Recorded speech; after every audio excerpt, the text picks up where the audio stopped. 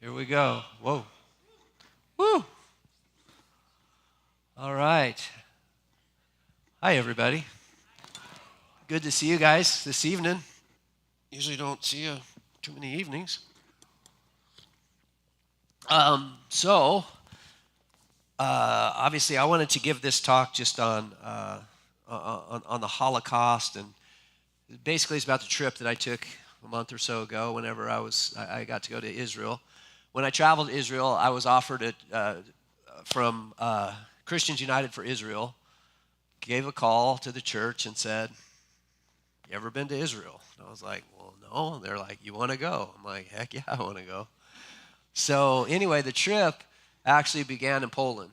And when we went to Poland and visited two of the death camps in Poland, Majdanek and Auschwitz-Birkenau. And so to get to see those things like face to face and live and be in that space was really, really, really powerful to me. You know, the whole idea of the Jewish people is a really interesting thing if you think about it. For one thing, the Jewish people have been persecuted for all of history, and we'll look at that here in a minute. And they continue to be even to this day. And so, yeah, there's King Louis XIV asked Louis Pascal in the 14th century. He said, "Give me proof of God." And Louis Pascal said, "The Jewish people." It was, and I think that honestly, it really is an amazing. Their history is an amazing testimony to God and who He is. They're an incredibly resilient people. They've been through all kinds of things, and they went on the heels of the Holocaust, and they built a nation in Israel, and it's pretty impressive if you go over there and you look at it. You're like, when the Bible talks about the desert blooming, they've made the desert bloom. They have desalinated water and created farmland and all kinds of amazing stuff. The Jewish people have, per capita, have won more Nobel Peace Prizes and contributed more to medicine than about any people group out there. They're brilliant. I mean, we get people like Einstein, are Jewish, and so they're a brilliant people. They're an amazing people with just a really long history, and some of it is really dark. As a matter of fact, for them, some of the darkest points of human history, at least that we see or can grasp or get a hold of, is this idea of this Holocaust. The Holocaust is actually a word that was adapted after a 1970s miniseries. Holocaust is a Greek word, and it means the whole burnt. It means like the whole burnt offering kind of a thing. It's everything burnt. The Jews prefer the word Shoah. But anyway, we've adapted the word Holocaust for this. So it wasn't only Jews that were killed in the concentration camps and in the death camps and on all these different things. There were a lot of different people, anybody basically who was an enemy to the Nazi regime, anybody who was not fit, not physically able, who was sick, who was anybody that didn't go along with their way of doing things. Anybody. There were a lot of Poles, a lot of Russians, a lot of Jehovah's Witnesses evidently were put into concentration camps and those kinds of things. But the different thing between the Jewish people and any of the other groups that did suffer during the Holocaust is that the Holocaust was a concerted effort to rid the world of the Jewish people. It literally was a genocide. And we throw that word around a lot, and we hear that word today a lot, the idea of a genocide. Genocide and Nazi are two words that get thrown around a whole lot in the world that we live in right now. And I think hopefully maybe after tonight too, we'd have a better understanding of of what genocide and Nazis actually look like. So before the Holocaust, there were roughly about 15.8 million Jews in the world. Today, there are about 15.7 million Jews in the world today. So they've almost population-wise back to where they were prior to the Holocaust. Again, there's a differentiation, and we'll talk about it in a little bit, but a concentration camp is different. Concentration camps were places where prisoners were interned, and maybe they had work camps and those kinds of things, and those were termed concentration camps. Now, there was a lot of death, don't get me wrong, that happened in those camps as well, but there were 6 camps in particular that were built for the purpose of mass killing, so we'll get into that. We'll look at that here just in a minute. But let's, real quick, as we get into this, let's kind of just look at Jewish history a little bit and look at some of the things that happened to the Jewish people along the way here. So we know obviously from the Bible, and I would say this as well. We're going to pray because we know that at the core of this thing is a spiritual thing. That this isn't just like some people group who have had really bad luck for thousands of years. There is a spiritual undertone. There's a spiritual reality around us. We know that there are spiritual realms of good and evil, and there is a war that is happening in those places. And I believe this personally.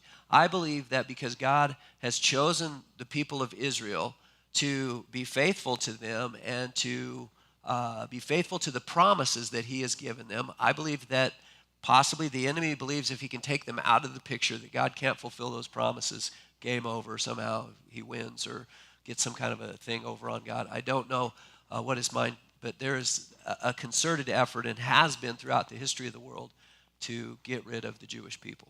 So let's say a prayer and we'll get into this. Okay, Lord, we just thank you. I thank you for each person who came this evening, Lord. We thank you for who you are. We thank you that you have revealed truth to us through your word, and you continue to do that. Lord, we just take this time and we want to look at this really dark time, this really evil thing that happened in the Holocaust, Lord. May it generate in us the things that you would have it generate in us. May we react to it and see it and understand it from a spiritual perspective. May it make us determined that evil won't prevail around us, and that we would be a people who are discerning and who are loving and who are peacemakers and all of the things that we need. But also, Lord, those who would stand against and in the face of evil and say no to it. And we ask it in Jesus' name. Amen. So, all right, so we know that basically it's going to start, as far as we know, with Egypt and Pharaoh. Pharaoh said, the Israelites have become too numerous. Let us deal harshly with them. In 722 BCE, the Assyrian Empire deported basically the 10 tribes out of the northern kingdom. They conquered the 10 tribes there, and they basically deported them out of that and also assimilated all kinds of other religious pagan religions into the whole thing, and it really became a mess. But there was a lot of death and exile that happened there. In 586 BCE, Babylon, the Babylonian Empire, destroyed the temple, and it exiled the Jews from Judah into Babylon. Esther 3:6 we see, but he disdained to lay hands on Mordecai alone. So as they had made known to him the people of Mordecai, Haman sought to destroy all of the Jews, the people of Mordecai throughout the whole kingdom of Ahasuerus. So we see that there's this spirit. I believe that there's this spirit of Haman that kind of goes through this whole thing, this spirit of genocide, a spirit of death, and it targets the people of Israel. In 70 CE, or the current times here, the Roman Empire destroyed the Second Temple, and they dispersed the Jews from Judea. In 135, after the Bar Kokhba revolt, the Jews were banned from Jerusalem, and many were expelled or sold into slavery. In 1012, in Mainz, Germany, there was an expulsion of the Jews from the city. In 1182, in France, King Philip II expelled the Jews. In 1290, in England, King Edward I expelled the Jews and didn't allow them to return again until 1656.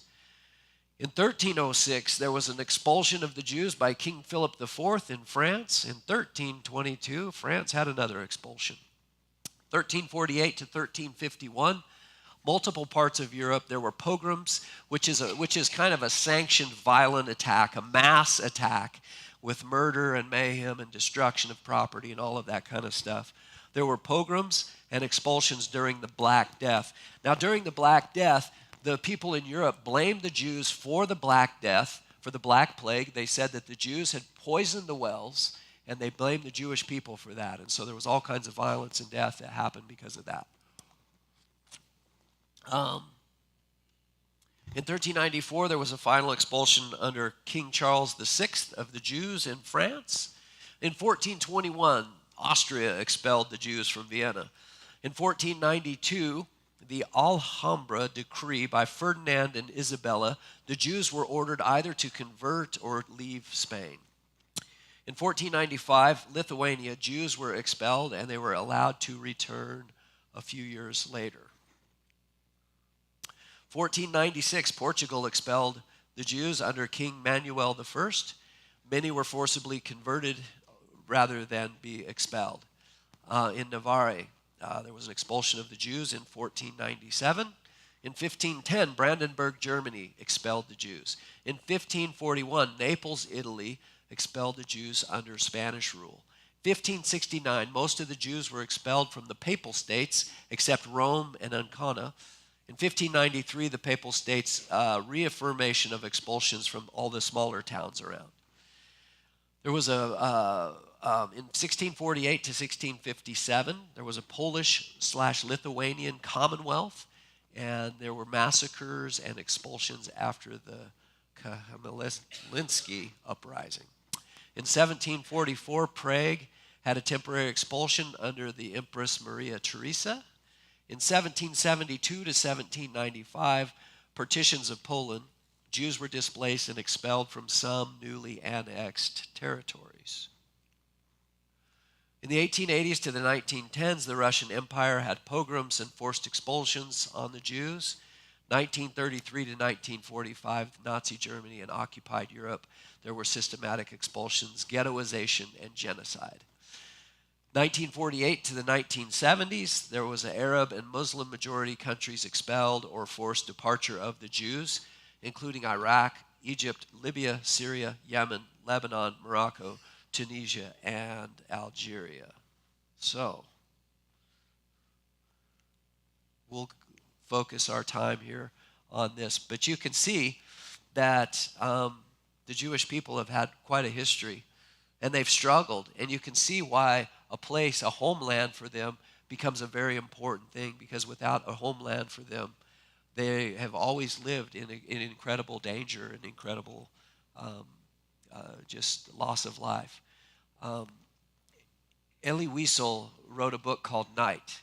If you've never read it, I highly recommend it. I read it on the way to Poland.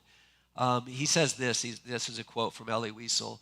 He says, "Never shall I forget that night, the first night in camp, that turned my life into one long night, 7 times sealed. Never shall I forget those flames that consumed my faith forever. Never shall I forget that smoke. Never shall I forget the little faces of the children whose bodies I saw turned into wreaths of smoke beneath the silent blue sky." So, we'll go through a little bit of a timeline here for what kind of things went on and how this kind of worked out in accordance to the Holocaust. So, let me see here. Did I go too far? Yeah, I did. So, post-World War I, basically Germany lost World War I. They had all kinds of things put on them. They had reparations to have to pay to other nations. They had all kinds of problems that went along with World War I. And what the Nazis began to do was to blame the Jewish people for all of their problems. So the Nazis exploited the myth that the Jews were responsible for Germany's defeat in World War I. They called it the stab in the back legend. The Jews were portrayed as profiteers of wartime suffering and enemies of national unity. The 1920s to 1933, Adolf Hitler's Mein Kampf was published in 1925, and this outlined his belief in Jewish conspiracy theories and racial purity. The Nazi Party spread the idea that Jews were the root of communism, capitalism, and moral decay. anti-Jewish rhetoric became a central pillar of Nazi identity. From 1933 to 1935, you had state-sanctioned anti-Semitism. Adolf Hitler became the chancellor in 1933. Jewish civil servants were dismissed from service in Germany. Jewish businesses were boycotted within Germany. And Nazi papers like Der Stürmer published grotesque caricatures and lies about the Jews. So this is what I mean, the Nazis had control of the media. And through the media, they launched a massive campaign of propaganda and lies and misinformation and hateful things about the Jewish people. We'll look at a few of these. So, I don't know how well you can see some of these, but I will try to, this one, in the top panel here, what you see is a German family that's having to emigrate. And I know the pictures aren't so good because they're from papers way a long time ago. The title of this is called Fatherland. And we have this German family, and they're forced to emigrate because of the economic conditions. In the bottom panel, what you see is shop signs, and you see these Jewish guys that are all kind of in a huddle. And so all of the shop names and signs as well have Jewish names. And it's this idea that the Jews are to blame. We're having to leave even our own homeland because of the economic conditions, because the Jews are just, they're horrible. They're taking all of everything, and they're destroying our economy. This one is called Why. And if you notice, when they do the Jewish face, they always do the same. This nose, a really big nose and ears. They portray these characters to be very evil looking and sinister. So this one is called Why, and you see the big question mark over the Jewish face here. And the title for this is Why. For what purpose is the blood flowing? You see down below there are dead soldiers, and the sun is darkened. And so these are dead soldiers, and the idea, it says, behind the scenes the Jew grins. That makes the answer clear. They bleed for the Jews, saying that all of the loss and the sons and the people that we've lost in the war and to battle and stuff, it's all because of the Jews. They bleed for the Jews, and the Jews are just grinning about it. This next one is called Faust and Mephisto. The caption says this: the devil is preparing his potion in a cauldron called Jewish press. With this drink in your stomach, you will serve the Jews and strike your brother.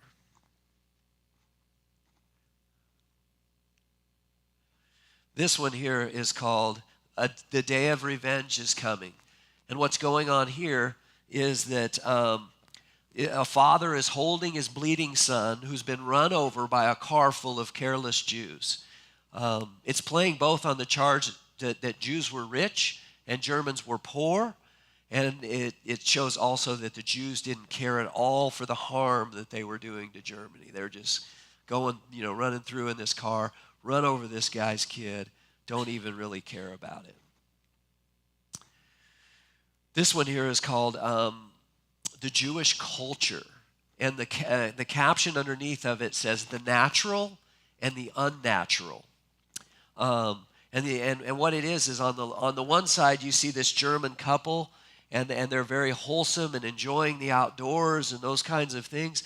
And this Jew and his Gentile girlfriend are watching a pornographic movie. It's the one that's right next there. So it's this idea that they're the cause for moral decay. They're the ones who are doing all of this and bringing all of this moral decay. This next one here, the title is called German Christmas. And you see that there's a German Christmas angel who is bound.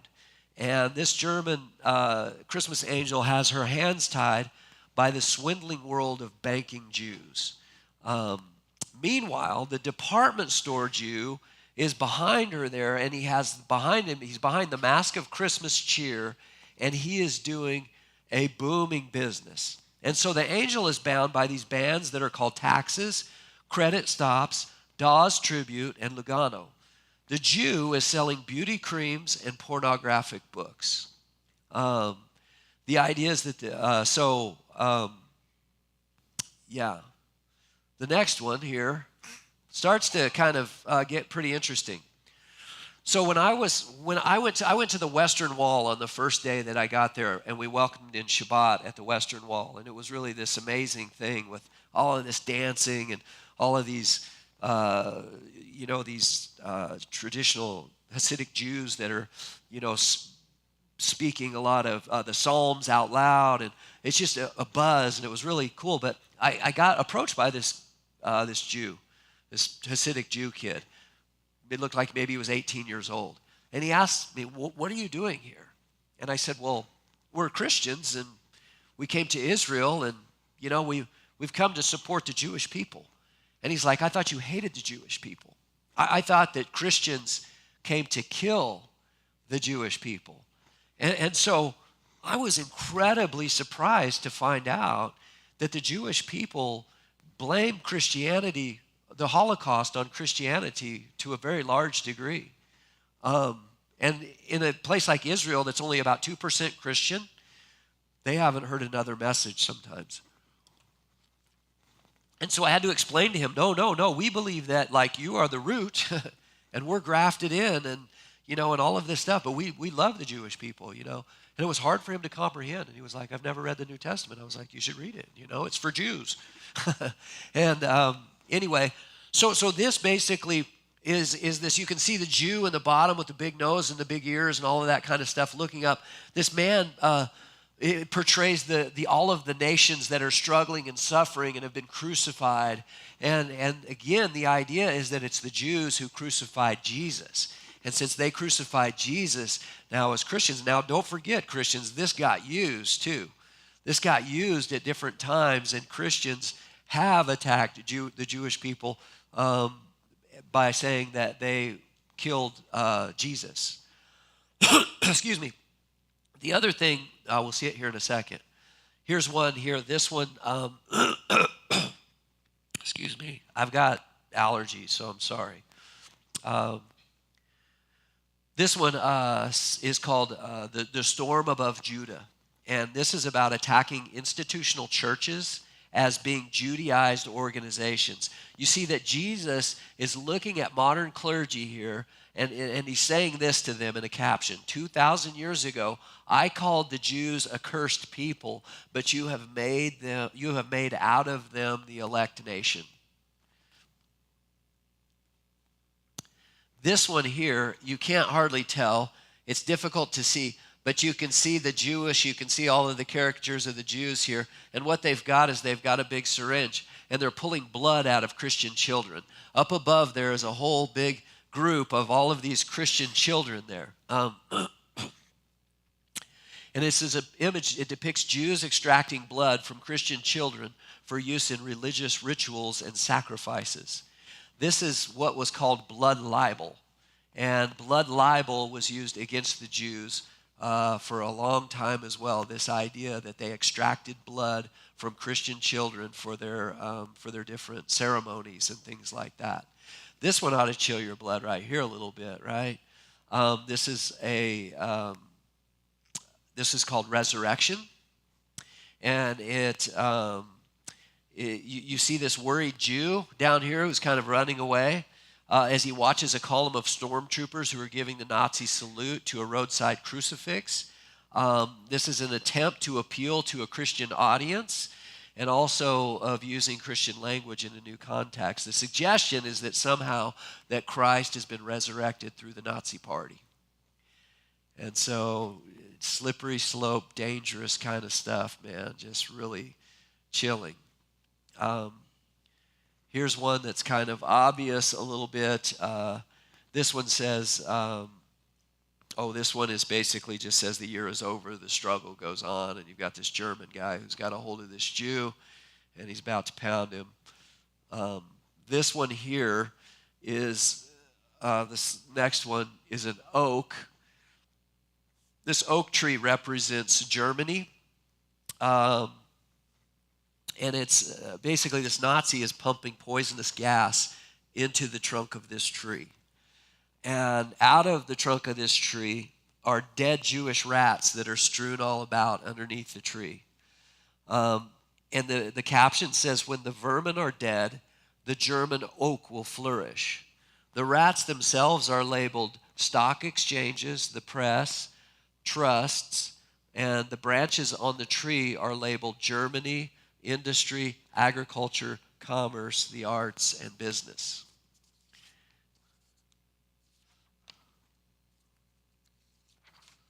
So, you can see how basically there was this incredible propaganda campaign that was foisted against the people. And what's really scary about it is there were a lot of people that bit. There were a lot of people, there were churches that bit. There were pastors that bit. And I think that what we have to remember too is that the German people were not just this incredibly evil group of people. They were just people. And people have an incredible capacity for evil. And we have an incredible capacity sometimes for deception. And the enemy, when the enemy is at work like this, he can bring all kinds of wild stuff. So sometimes we just think, well, these German people were all just incredibly evil. But during the Nuremberg trials, one of the things that came out by eyewitnesses that were in the trials is that they said we couldn't believe how normal these people were. We went into the trials expecting to find monsters, and what we found was people that could have easily been our next door neighbors. And so just a really interesting thing about how media propaganda influence those kinds of things, authority over us, and the fear of losing something, of not being a part of something, of not going along with the group, of being punished for your beliefs. All of these things kind of went into this idea that Germany kind of got behind it.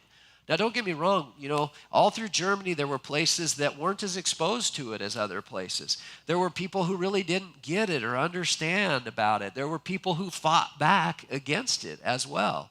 So we have to understand all of those things are kind of dynamics that were going on. It wasn't just one-way thing, but they did deceive a nation well enough to be able to begin to do these things. And so we'll look at what happened. So the Nuremberg laws take effect in 1935.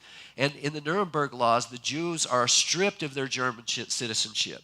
They're banned from marrying or having relations with Aryans. Now remember, when Mein Kampf, Adolf Hitler basically is trying to create, and everything about what he's doing is about races. And you'll see here that he classified people by racial heritage, not religion or self-identity. And so basically Hitler believed that there was a constant battle of the races. And there was this idea of evolution, of natural selection that was going on, and he believed fully that the Jews and the German people or the Nazi Party were in a life and death struggle against one another, and that they had to come out on top. So now they create a hierarchy. Remember in church the other day we were talking about these hierarchies that we tend to create all the time. We're always creating hierarchies of even in church being like, well, hey, at least I'm not as bad as that guy over here, or they got this person or whatever. People in prison even create a hierarchy of who's better than who else kind of a thing. We have this propensity to do this, and Adolf Hitler took this to the extreme, and he's trying to create an Aryan race of people, right? The blonde-haired, blue-eyed German who is the Aryan race, who is the perfect human being. Now, he went down through that. Slavic people were kind of next, basically. And then you had like gypsies and black people under that as kind of a bottom tier human people. But they considered the Jews to be subhuman, that they were a subhuman people. Now, this is incredibly important if you're going to get a people to react and to try to commit genocide against another people group. You have to make them hate them. And you also have to do another thing. You have to dehumanize who they're dealing with. You have to have them believe that this person is less than human. This person is deserving of everything that they're getting. And this person also is an existential threat to you. So these are all the things that they did a really good job in their propaganda of doing. And so in the 1930s to 1939, there was a cultural and educational indoctrination. In other words, they took this to the schools. Schools began to teach racial ideology and anti-Semitic myths. They read books to their children about there was one called The Dangerous Mushroom, and it was about Jews and about how they were here and they could get into the middle of your environment and they could bring poison with them and all of this kind of stuff. There were films like The Jud Suf and The Eternal Jew, and these depicted Jews as subhuman and dangerous. And so as what these movements always do too, they go straight to the children, because if you can indoctrinate the children, now you can raise up a whole generation of people to move in the direction that you want them to move. 1939 to 1941, there was on November the 9th and the 10th of 1938, there was a night called Kristallnacht, the night of broken glass. And this is a night where there was a pogrom, there was an uprising of the German people against the Jews throughout all of Germany. And so Jews were attacked. It was violent. They burned synagogues. They destroyed Jewish businesses. And there were mass arrests and murders and all kinds of things that happened on this Kristallnacht. The Jews then were forced to carry identity cards with a J on them. They also, you'll see in different pictures that we have, that they had to wear a Star of David, a big yellow Star of David wherever they went, identifying themselves and separating them and isolating them from everybody else, because that's another thing that you have to do, is you have to begin to isolate a people out from everybody else. Expulsions and forced emigrations were encouraged during this time. Here's a picture of Kristallnacht, the night of broken glass. This is a Jewish business, obviously, and they've broken all of the windows, and they've basically destroyed this person's business. Now imagine, too, the Jewish people, this isn't the first time for them. I mean, we went through all of the times where they've been expelled from different nations and stuff like that. Imagine you, as a people, like all of a sudden you've got to leave your home behind, you got to leave your business behind, you got to leave everything that you've got behind, you got to just take what you can carry and go, because they're kicking you out of this place. And so basically these signs right here basically both say Jews are not welcome here. These are going into towns, and the signs coming into the town pronounce right off the bat, Jews, you are not welcome in this town. Don't come here. So 1939 to 1941, there was a war of propaganda and scapegoating. Again, blaming the Jewish people for all of the problems that Germany had. The Jewish people are the problems. So they were blamed for starting World War II. The Nazi media claimed that Jews were biologically inferior and that they were a global threat. Remember that they are subhuman. The ghettos were established to isolate Jewish population. So this is one of the first big steps that happens in Germany and Europe, basically, is that they established the ghettos. And this is kind of where I come in just a little bit into Poland. Oops, sorry. So,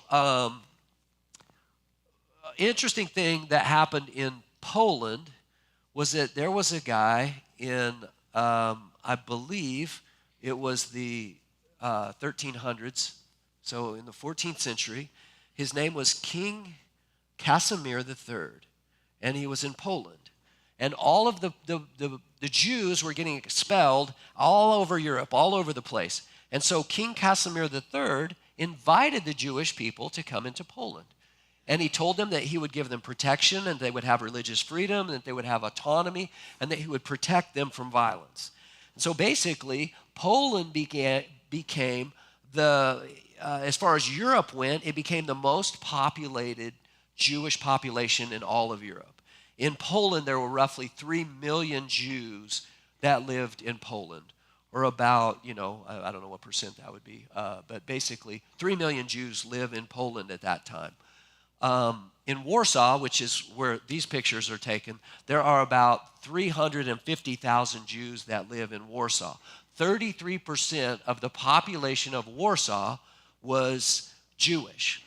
There were 400 synagogues in Warsaw. Today, there is one. This is the picture of it. It's called the Notzik Synagogue. It's the only surviving synagogue. The Nazis came in and they burned and destroyed every single synagogue. The only reason that this one made it was because they turned it into a horse barn. And they stabled horses in this place, and so they used it that way, and somehow this one synagogue was destroyed. Now remember, if you're going to destroy a people, you have to destroy not just them, you've got to destroy their entire history. You've got to destroy their religion. You've got to take every part of identity about who they are away from them. You've got to label them. You've got to make them subhuman. You've got to do all of these different things. And so all of this stuff is on purpose. Now, this next one is a cemetery. And this cemetery is, hang on here. Let me think here. Oh, it's Okapawa is the name of the cemetery. It's the only cemetery, it's the only Jewish cemetery basically left in Warsaw. Because here's the other thing, and they don't know why it survived. There's no good reason for why this cemetery survived. But one of the first things that the Nazis would do as well is they would go in and they would desecrate all of the cemeteries. They would destroy all of the tombstones, and they would pull all of the tombstones, and they would actually crush and knock the tombstones up, and they would make road base. As they were building roads, they would use the tombstones of Jewish cemeteries for a base as they built roads. So whenever I was in Medonic, there's a place of the road that they had excavated, and you could see all of the Jewish tombstones that were laid there, because you destroy a people's religion and you destroy their history. The Nazis are wanting to make sure that they destroy every bit of evidence that the Jewish people even ever existed. And so they would come in and they would destroy their cemeteries and desecrate that as well. The other thing that they did was put them into ghettos, right? We've heard of ghettos. Well, a ghetto was this. In Warsaw, this is a picture of the ghetto wall in Warsaw. So now remember, in Warsaw, there's about 350,000 Jews. They took an area that was about 1% of the size of the city of Warsaw, and they crammed 350,000 Jews into this area. So if there was an apartment or whatever there was, a house, apartment, anything where there was Jewish people that was living there, for every window that were in the place, there were 8 people that were supposed to live there. 8 people for every window in the home. And so you can imagine, now they've crammed all of these people in together. And now, not only that, but there's no way. They have a wall around them. The SS is guarding this. They'll shoot them if they come outside of this wall. Now, don't get me wrong. There's subversion. There's things that are going on. They're using the sewers, and kids a lot are coming out of the ghetto and getting food as best they can and bringing it back in. But if you're healthy and you're working, you're getting 750 calories a day. If you're sick, you're getting 285 calories a day. Now, 750 isn't even, I mean, what is a sustenance diet? Somebody's got to know. Got to be like 2,000 calories or something, is it? A day? 750. That's if you're healthy and working. So what's happening now is in the ghettos, people are getting sick, and disease is spreading. You've got typhus and diphtheria and all kinds of disease is spreading and stuff like that. People are getting sick. Right here is a picture of a mass grave that's within that cemetery that I was just showing you. Now, this mass grave right here has about 20,000 Jewish people in it. Now, this mass grave isn't because the Germans killed them like they will, and we'll look at here in a minute. This is the Jewish people doing their best to care for the bodies and to care for their dead. See, for the Jewish people, the care of the body and the care of the dead is a very important thing, right? Because we believe in resurrection. And so that care of the body is actually a statement of belief in the resurrection and the future coming of the Messiah, and even for the Jewish people. And so the care of the body is very important for the Jewish people. But what happened was that they were getting too many people dying to be able to individually deal with getting people, graves dug and people buried, and they're being overwhelmed with it. So ordinarily a Jewish person would have their own individual spot and their own individual grave, but here they just made a determination that all we can do is we can just try to do this. Now it's not a pit where they're throwing people in. What they're doing is they're burying people right next to one another, and then putting a layer on it of dirt, and then they're starting on the next group, and they're just doing the best that they can to care for each individual body, but there's 20,000 bodies in this place, and it might be as big as the whole sanctuary out to the windows and stuff.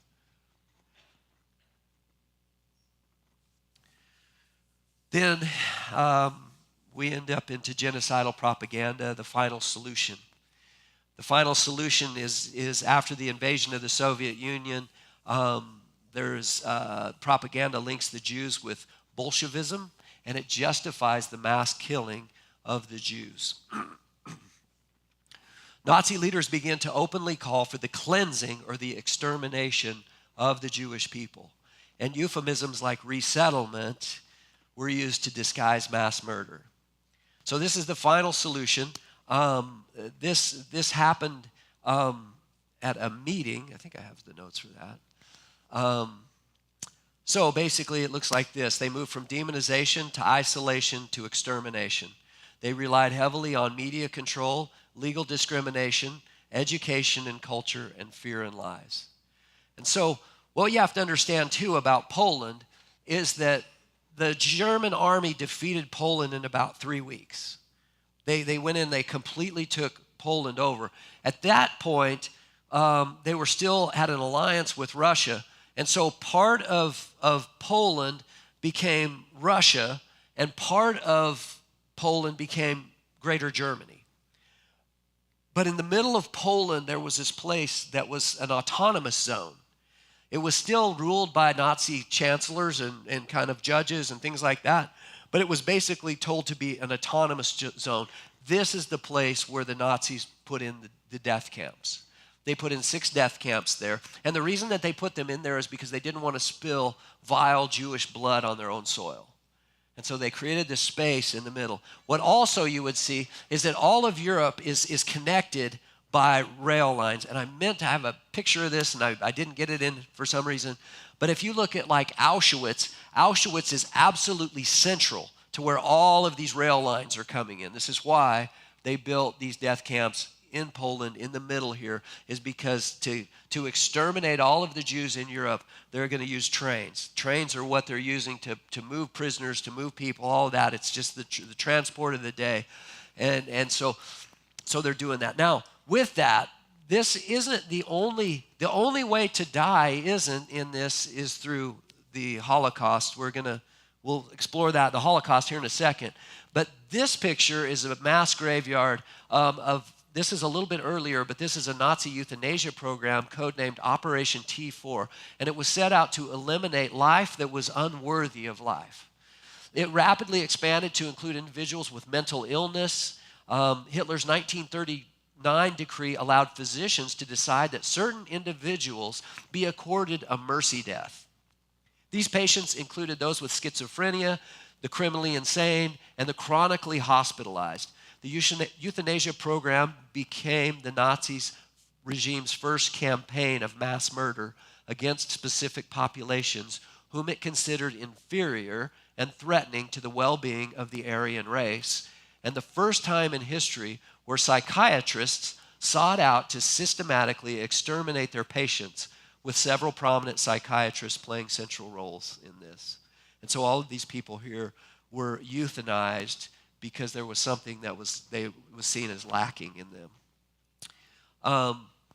This was another way to die. This was actually mainly at the end of the Holocaust time, and these were death marches. As the war started to an end, or started to come near to an end, the Germans knew that the trick was up and that they had better do some stuff. And so they tried to get as many Jewish prisoners closer to Germany, as close to Germany as they could, so that they wouldn't be liberated until they could figure out how to get rid of them.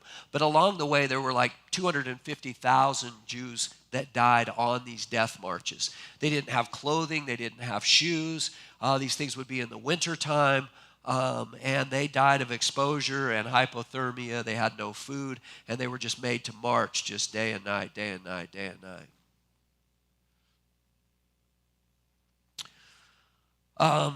Another thing that was just really horrible is that the Germans began they had a special group of soldiers called the Einsatzgruppen.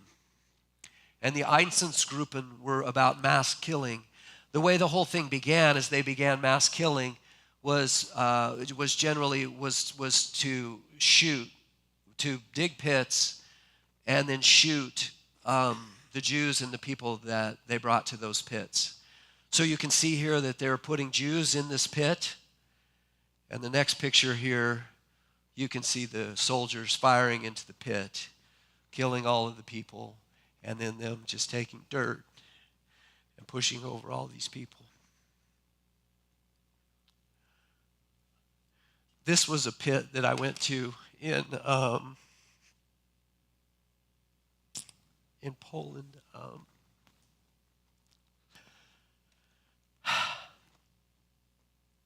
forgetting the name of the place, but Tarnów. It's in Tarnów. And in this pit right here, you see an interesting thing too is that they bring all of their seniors from Israel to Poland to see this. And it's powerful to see them walking like this and going to these places. And they'll have their Israeli flags on, and they'll be singing psalms and all of this stuff, really powerful. But in this pit in Tarnów, there were 800 children from the local orphanages. And they brought them in trucks, army trucks, and they dug this pit, and then they just dumped the children into the pits. They shot them and threw hand grenades in there and blew them up and then put dirt over the top of them. And eyewitnesses said that after it was over with, they could see the dirt moving. There were still people there, children there that were moving, that were underneath the dirt. So there's the Wannsee Conference that was held January the 20th of 1942. This is the place where they determined what would be the final solution and the mass extermination of the Jewish people. They created 6 death camps. Again, the difference between a death camp and a concentration camp is that the death camp is specifically designed for mass murder. The biggest one was Auschwitz-Birkenau, and 1.1 million people died in Auschwitz-Birkenau. About 1 million Jews, about 100,000 others. Treblinka, 870,000. Belchak, 435 to 500,000. Sobibor, 170,000 to 200,000. Kelmno, 150,000 to 200,000. And Majdanek, 78,000 to 130,000 people died there. So all in all, there are roughly 3 million people, 3 million Jews, 3 million people who died in these death camps. And the first one I got to visit was Majdanek. And so Majdanek wasn't a didn't have a huge number like some of the others, but a couple of the things that are unique about Majdanek is that it was liberated so quickly that much of it has been preserved. Whereas the other camps, the Germans blew them up and set them on fire and different things like that before they left to get rid of the evidence and stuff. But Majdanek here was liberated really quickly, and a lot of the stuff was preserved. So you can see a lot of the stuff actually as it was back then. Majdanek originally was just a POW camp, but once they decided the final solution, they turned it into then an extermination camp or a death camp. When you got to Majdanek, what you would see is that the gas chambers and all of this stuff were way over on one side of the camp, and the ovens were way on the other side. It's about 1,000 acres, and their plan, you're like, why were the ovens way over there? Because it seemed totally like didn't make sense. But the plan was to double the size of the camp before they were done. And so you would go through the gates, basically, and there were guard shacks. There was, barbed wire, two big rows of barbed wire. It was electrified as well. There were guards in all of these guard shacks along the way. If a Jew wanted to end their life and tried to run towards the wire to kill themselves, they would shoot them because the Germans believed that the Jews had no right to choose their own death, that they would choose their death for them. You can see in the background back there, the other one on the other side, that's back where the ovens are and things like that. You can see the big chimney back in there.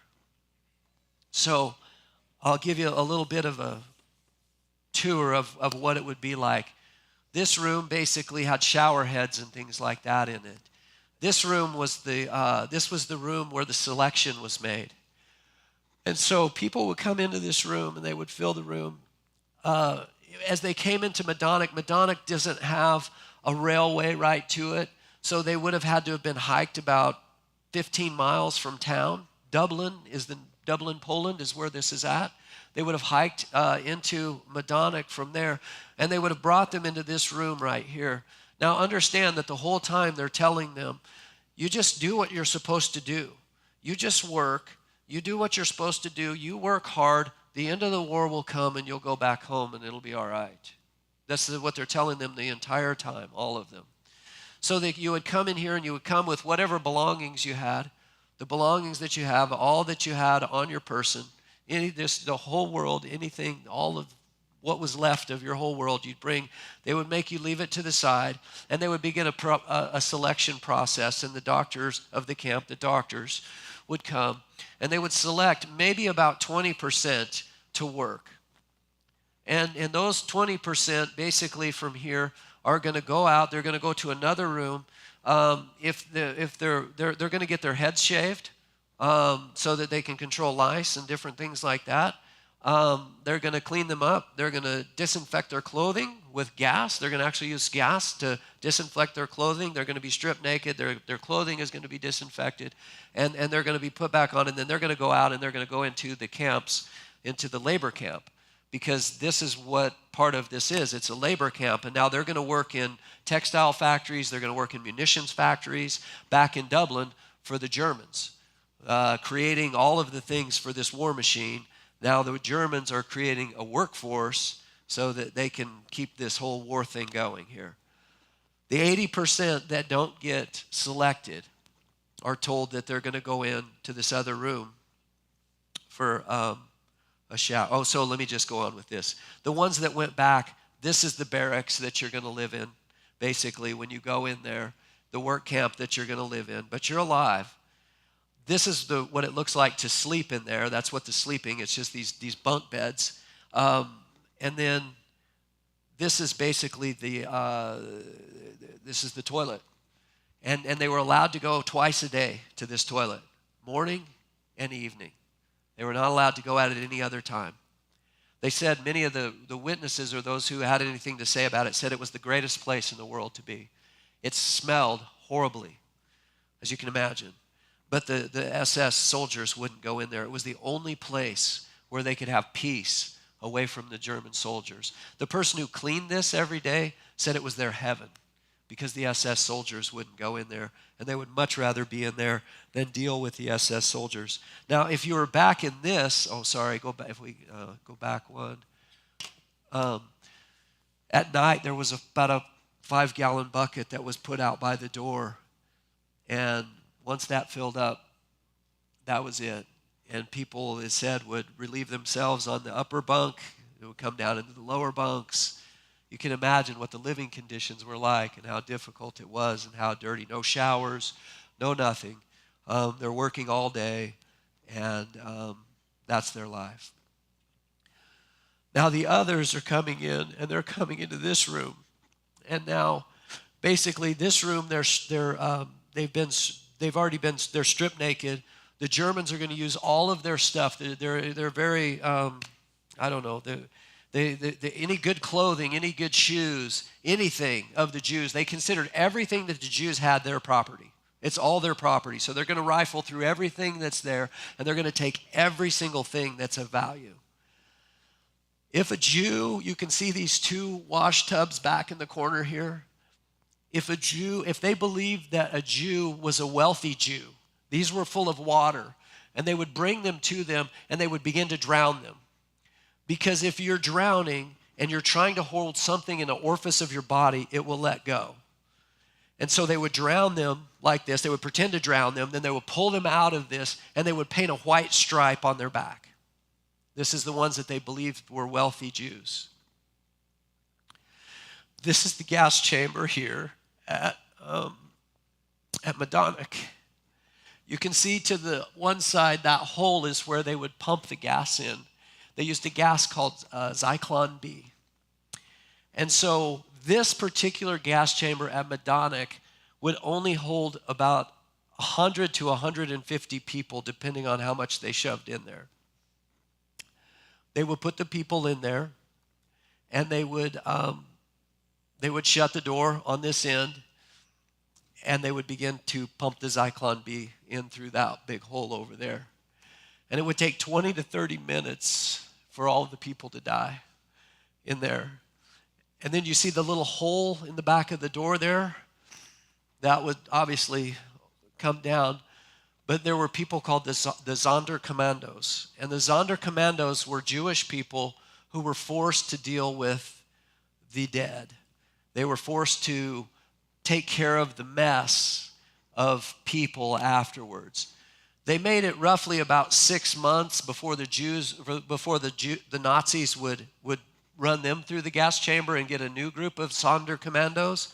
But this was their job.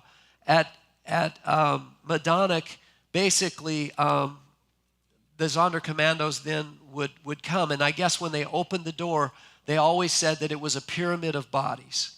Because what happens is when you're being asphyxiated, it's your natural inclination to try to climb and to get as high as you can to try to get air. And so you have this mountain of people, women and children mainly, who have created this pyramid of bodies as they've died. And it took 20 to 30 minutes. This is the backside of the gas chamber that they would open up afterwards. And the Sonderkommandos would pull the bodies out of here.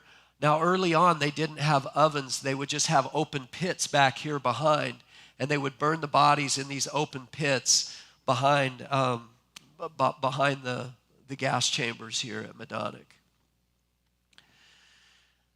Later, they got the ovens. Can we go forward to the ovens real quick? The ovens are right here. These are on the other side of the camp. But back up one here.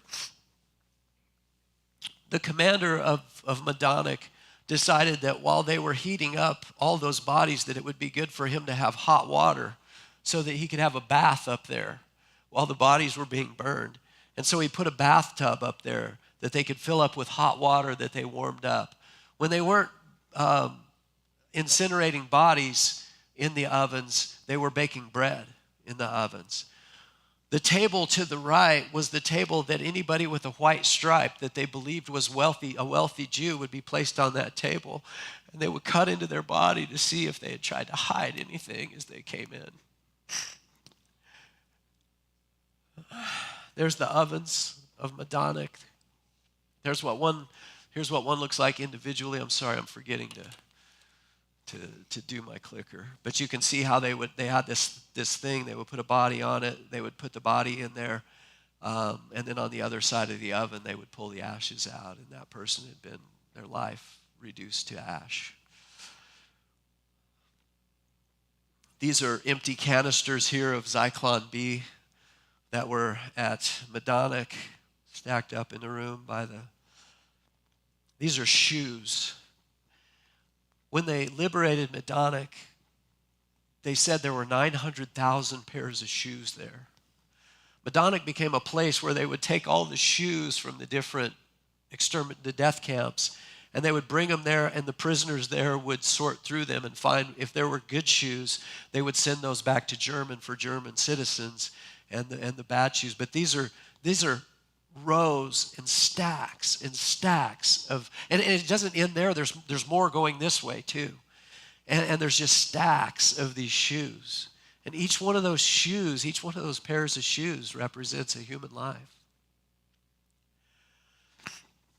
And then there's Auschwitz, and so this is the famous, I'm sure you've seen this as you come into Auschwitz. The sign says, "Work will make you free." Work will make you free. And they said that as people came into Auschwitz, that there was a band playing. There was a brass band that was playing as they would come in, just to welcomed them into Auschwitz. Now, Auschwitz itself is 3 different camps. This is Auschwitz I. And Auschwitz I there was a lot of, their courts and different things were there. Their hospital was there, which we'll talk more about in a minute. But it was more of a POW and an internment kind of a camp than it was they did have a gas chamber that they used for a short amount of time to test out the Zyklon B. But eventually what they did was they built Birkenau. So maybe you came into Auschwitz I. This is what you would come into. This is, what it looks like, the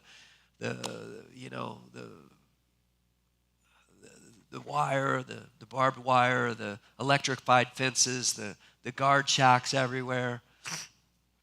This at the end of this is the wall where they would execute prisoners.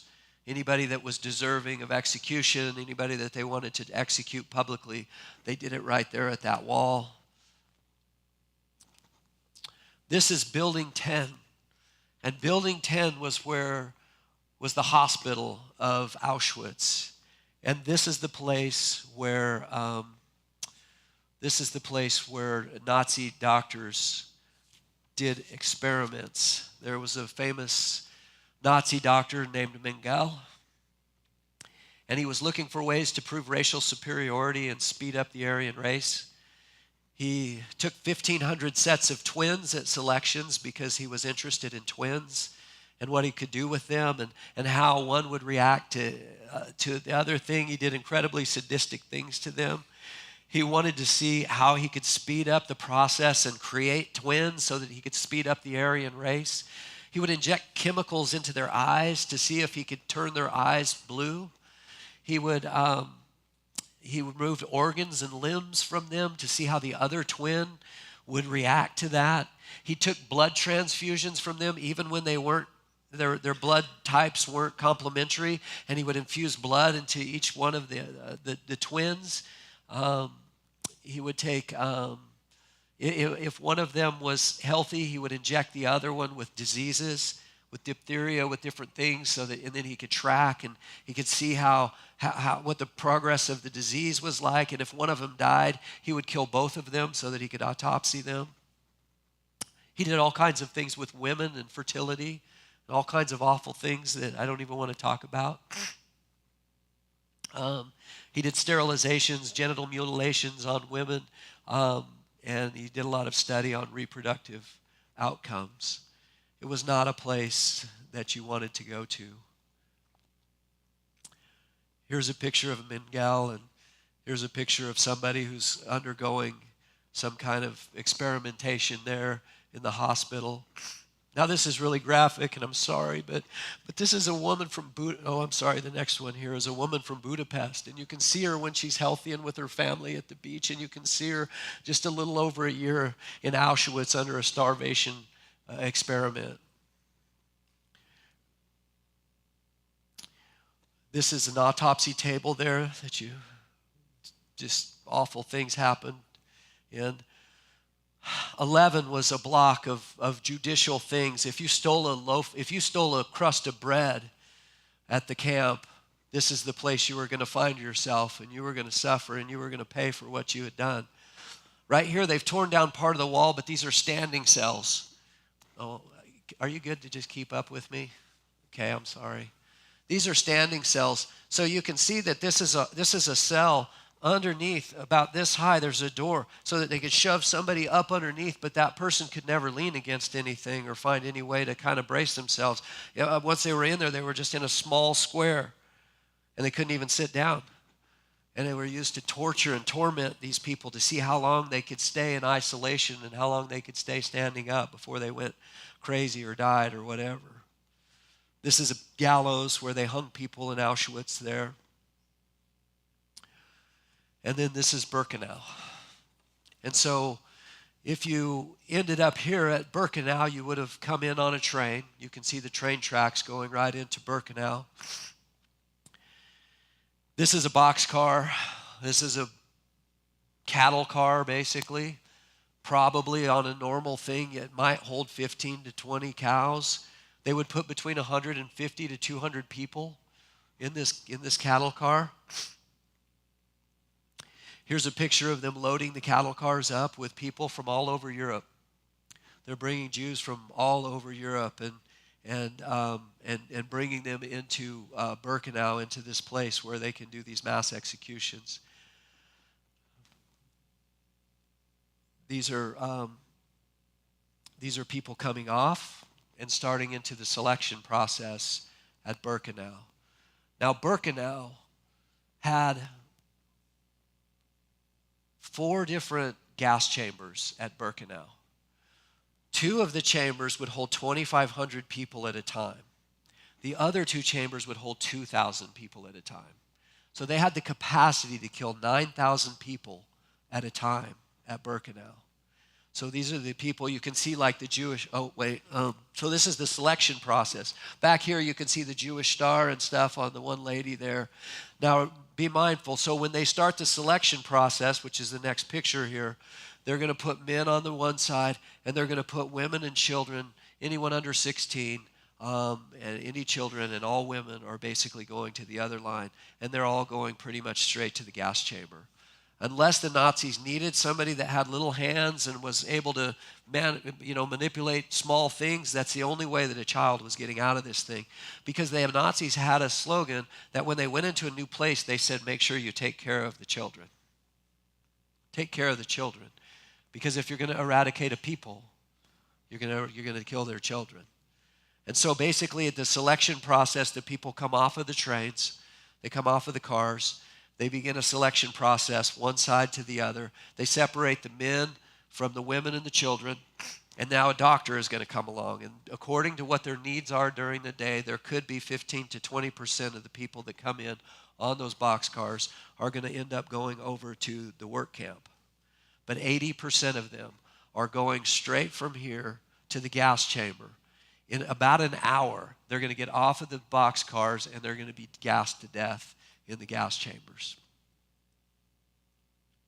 Here you can see women and children. That we know that they're headed to the gas chamber here and in this next picture as well, because it's women and children.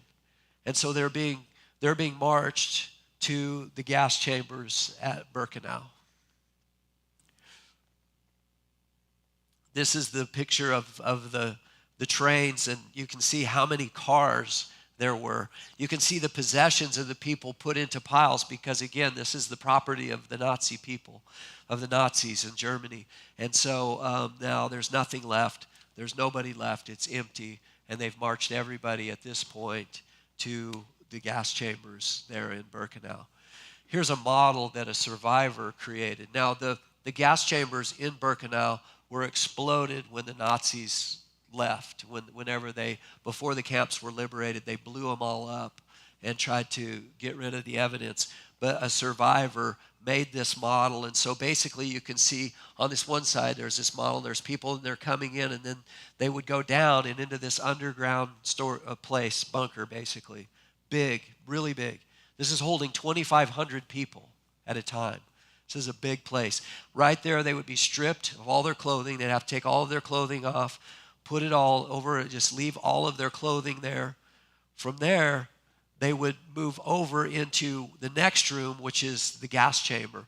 So they would move them from this place where they stripped them down, took all of their belongings from them. They would push them then into the gas chamber where at 2,500 people at a time, they would gas with this Zyklon B. And you would have 2,500 people dead in 20 to 30 minutes. On the other side of this, you can see there are elevators that then the Sonderkommandos would be bringing bodies up the elevators and bringing them to the ovens. Here at this one spot, there are 15 sets of ovens in which they're incinerating bodies in. There were 4 of these at Birkenau, 4 of those.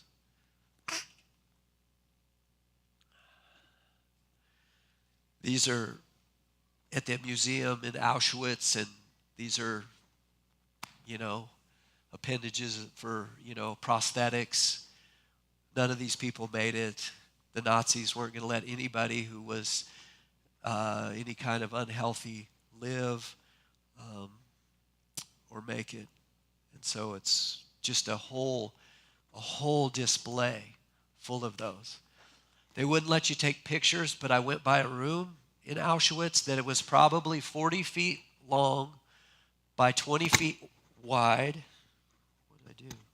20 feet wide that had 5 feet of human hair in it. 5 feet. When they liberated Auschwitz, there was 7 tons of human hair there.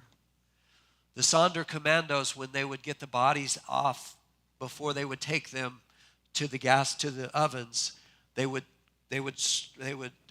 shave all of the hair off of the women, and they would keep the hair.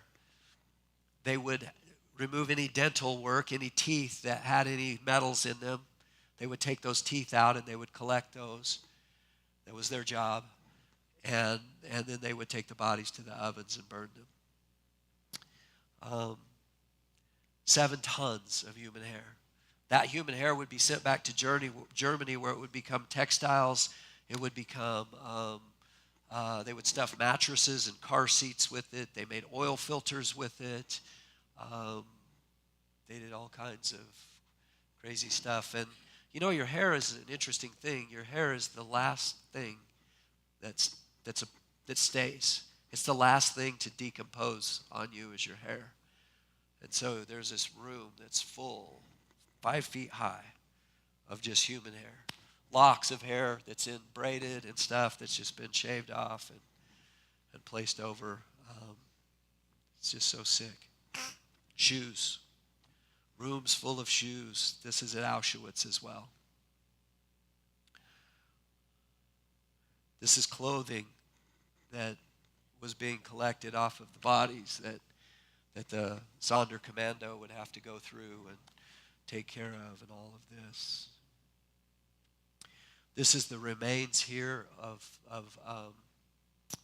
the gas chambers that they had blown up.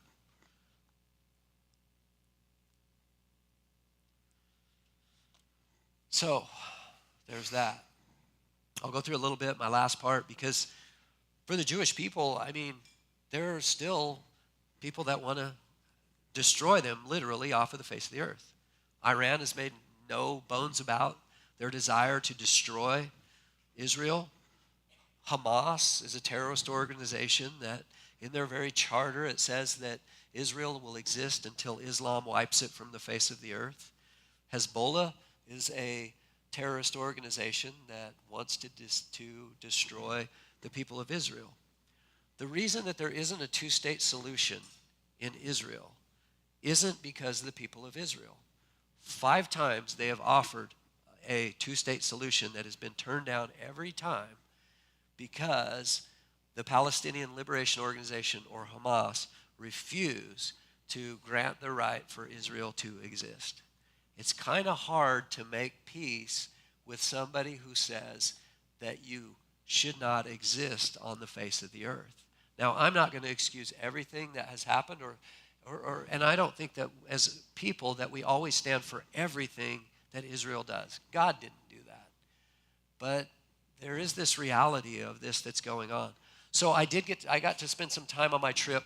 A third of my trip was geopolitical stuff, and I went over by Gaza. So right here, I'm right on the line of Gaza. I'm at one of the kibbutzes that was attacked on October the 7th, where Hamas breached the fence into Israel in 65 places at once. They flew ultralight aircraft into Israel. They brought trucks and armies and soldiers and civilians, and they came rushing in, and they attacked these kibbutzes, and they killed this first kibbutz that I went to. They killed 20 people in it, and the second kibbutz I went to, they'd killed 15 there and taken 8 of them as hostage. All together on that day of October the 7th, they killed 1,200 people in Israel, and they took 253 people hostage. And there are still people held hostage. So you can see Gaza in the background there a little bit. You can see the wall that's going along there and all of that. While I was there, I probably heard 30 explosions. They would just rattle the windows and stuff. There was a helicopter that was shooting over the fence. We went and actually talked to some soldiers that were flying a drone, and they let us watch while they were flying this drone over Gaza and stuff, and looking around. Interesting thing about that, the Israeli army, it's mandatory to serve in the Israeli army. When you come out of high school, you have to serve a 2 to 3 year term in the army. But they use people with, autism. The people with autism fly the drones because they are able to focus on that and not get distracted in a way that most people aren't. And so autistic people a lot of times serve in the military that way, flying drones. It's really interesting. And we met a girl there who was from Florida, who had went to Israel because she's obviously a dual citizen but was living in Florida. The things on her campus were so bad, anti-Semitic wise, that she decided that she was going to bail out of college and go serve in the military in Israel and then figure out her life from there. So it's kind of interesting to meet somebody from Florida while we were there. This is a part of the fence there. This fence is if anybody even touches that fence, there are alerts and things like that that go out to different people who are on guard. But that wasn't enough. This is in one of the kibbutzes. You can just see all of the bullets on this. They have shelters everywhere because constantly Hamas is lobbing rockets and things like that over them. So even after October 7th, they couldn't move. They couldn't go 10 feet from a bomb shelter for like months. Most of them actually left the whole place, the kibbutz, and are just now starting to come back right now. This is, in this part of the kibbutz here, you can see that this was just a building, but you can see the hand grenade was thrown in there, and it was blown, it was exploded out. This is the Nova Musical Festival. There's a Nova Music Festival in Israel. 320 young people lost their lives there.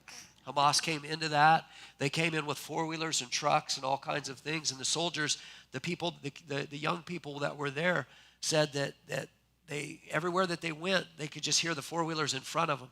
And what they found out was that basically they were herding them around in circles as the terrorists were killing them and stuff here. And so the whole place is now set as a memorial to those 320 that lost their lives there. This is in one of the kibbutzes that I was at. It's called Nativ Hasara. And this is some of the stuff that happened there. I also went to a kibbutz called Nechal Oz and another one called Re'em.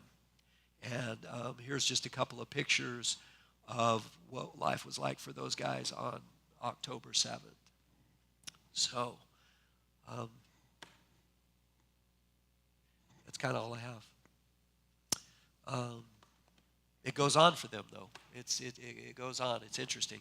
So it makes a lot more sense to me, again, too, just the idea of why the Jewish people wanted a land so bad and why a place to be was so important to them, is understanding what has happened to them historically, not just even in modern history. 80 years ago is all this was.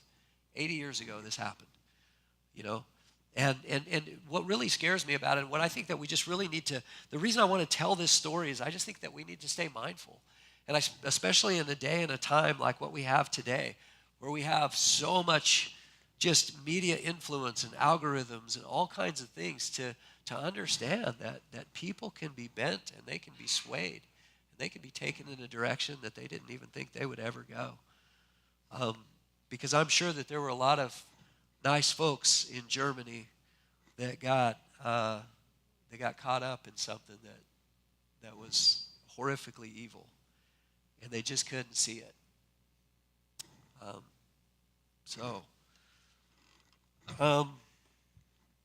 I'd be happy to try to answer any questions anybody has. I'm not an expert. Don't get me wrong. I'm not an expert on this stuff, but I just got to spend a little time there, and I wanted to share. But if anybody had any questions, if you wanted to ask anything, I'd try to answer it if I could.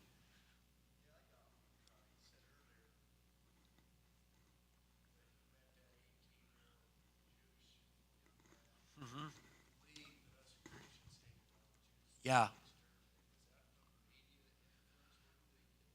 They get it by looking back on some of the propaganda and stuff. And they also get it because Christians at different times, or those who claim to be Christians, have attacked them for blood libel and for the idea that it's that theocide, that they killed God, that they killed Jesus, and that blood libel, that they sucked the blood out of Christian babies for their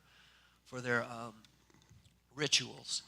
And so those lies and that propaganda has been actually used by those who would claim to be Christians to persecute the Jewish people. And excuse me, you can also see how much the propaganda campaign was coming by to influence the Christian people in the church. And I've even heard that there was a church that was right by the rail lines. And what would happen is every Sunday morning, boxcars full of Jews would come by during their service. And you know what they would do? They would sing louder so that they didn't have to hear the cries. But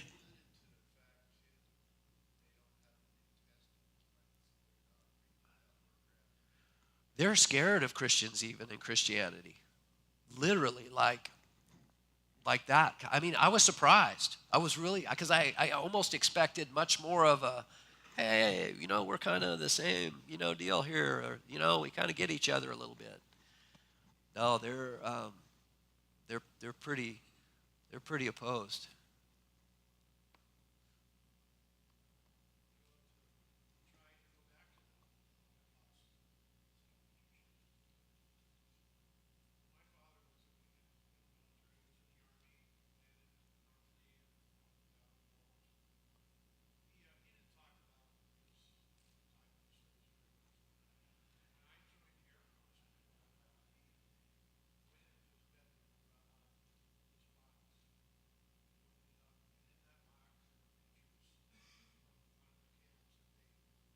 Wow.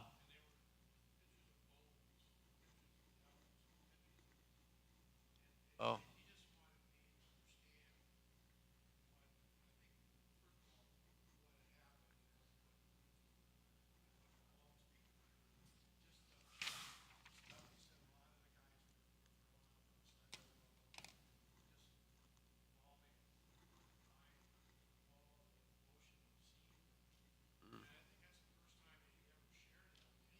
wow.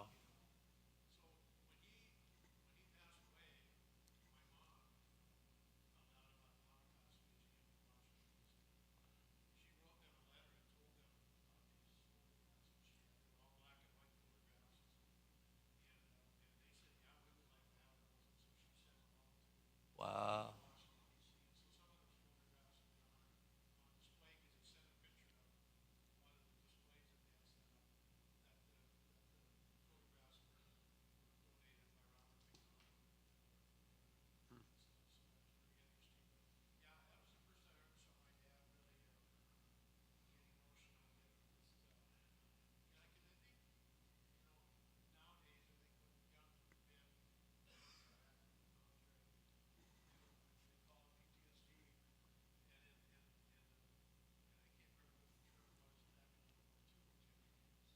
Shell shocked.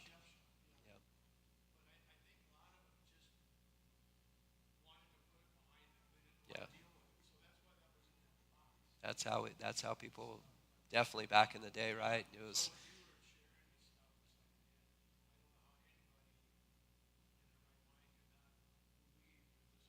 I know. There are people who say this never happened. Yeah. One other thing, really quick, too. Madonna was also the site of Operation Harvest Festival on November the 3rd of 43. 18,000 Jews were shot in a single day there. It was the largest single day, single location massacre of Jews in the Holocaust. So, anybody else?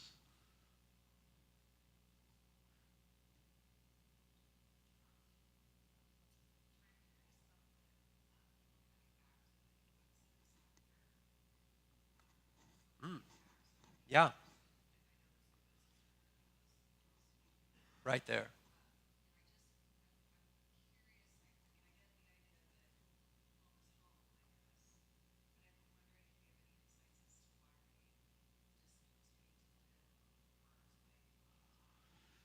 Yeah, they're resilient. I mean, think about this. I mean, what's really interesting to me too, and I think that just points to this idea of God and the Jewish people, is that in 1948, Israel became a nation.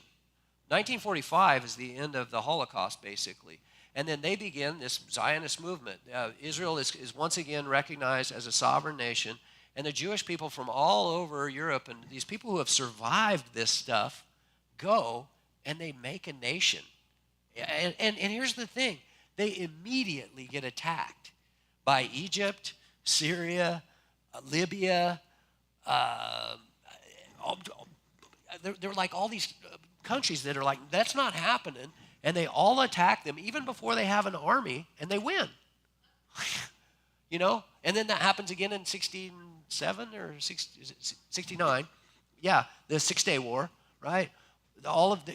Israel should get wiped off the face of the earth, but in 6 days, that's pretty biblical. 6 days, they win. And they captured Jerusalem back at that point, and they also held the Temple Mount at that point. But they gave the Temple Mount back to the Muslims at that point.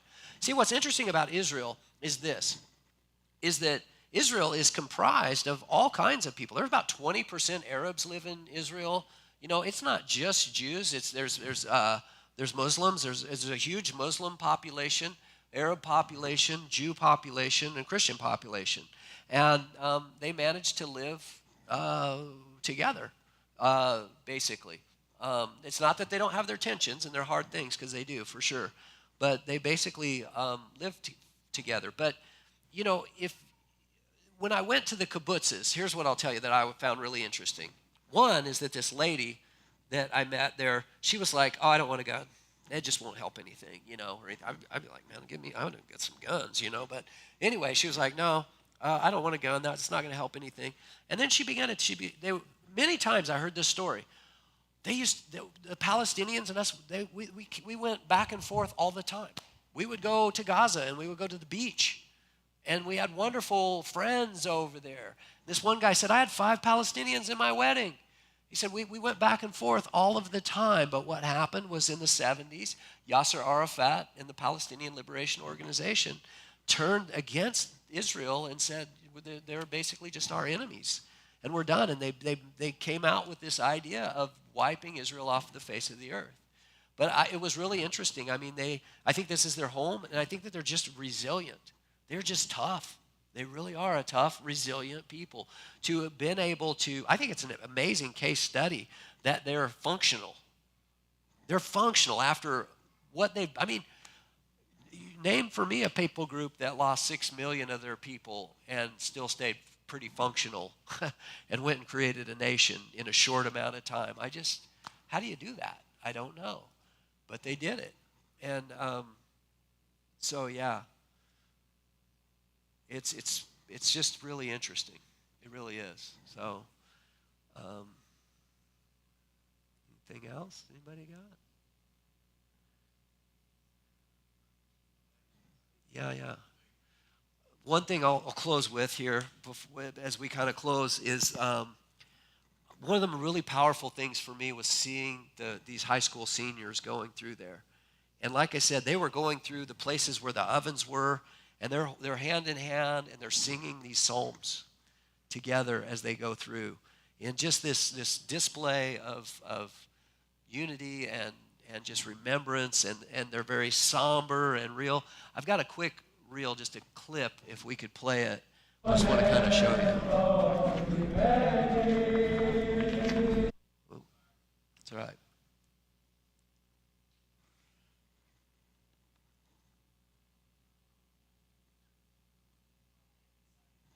Okay. It was super powerful, though, for me to hear that, and it just choked me up, really. It just did. And here in a second, you'll see a little video of it, but just a little piece of it. But I thought it was pretty amazing how they took all of their seniors. The Jewish people are really good about remembering. And I think it's a lesson I learned about church, you know. Most likely you come to church, it's not going to be some life-changing experience that you have, but you know what? You're going to remember something.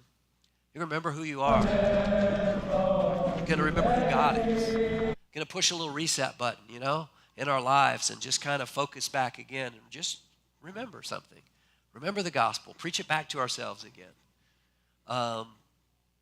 And they're good about that. Every week at Sabbath, that's the other thing. I got to spend Shabbat with an 89-year-old survivor of the Holocaust. And she was quite the lady. She was pretty cheeky. Is it going to work?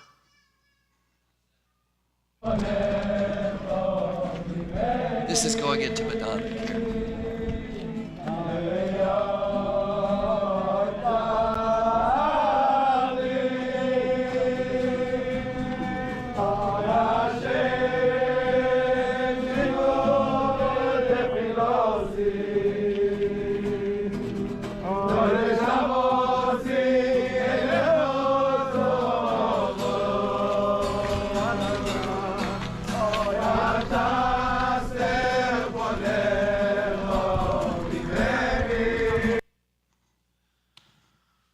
All right. Well, thanks, guys. Thanks for coming. Appreciate you.